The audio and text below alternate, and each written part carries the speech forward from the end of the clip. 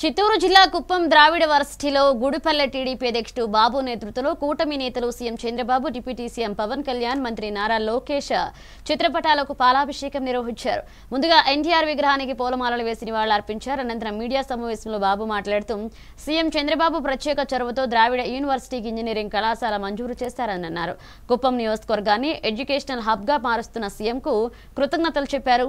Engineering కళాశాల ఏర్పాటుతో ద్రావిడ university అభివృద్ధి చెందుతుందని, గ్రామీణ ప్రాంత విద్యార్థులకు మేలు జరుగుతుందని స్పష్టం చేశారు. ఈ కార్యక్రమంలో కూటమి నేతలు పాల్గొన్నారు.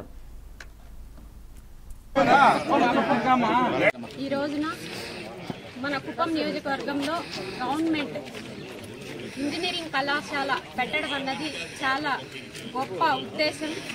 దీనికి సహకరించినటువంటి మన నియోజకవర్గ పెద్దలు కంచర్ల శ్రీకాంత్ సార్ గారు అయితేనేమి, అదేవిధంగా పిఎస్ మురత్నం సార్ గారు అయితేనేమి, ఇంకా ఇతర పెద్దలందరూ కూడా కష్టించి ఆ రోజున అసెంబ్లీలో బిల్ పెట్టడంతో ఈ ట్రిపుల్ ఐటీ కావాలనంటే ఈరోజు ద్రావిడ యూనివర్సిటీలో ఇంజనీరింగ్ కళాశాలను ఏర్పాటు చేయడం అనేది అందరి ఆశ, అందరి ఆకాంక్ష, కళ అని చెప్పి నేను ఇవాళ తెలియజేస్తున్నాను.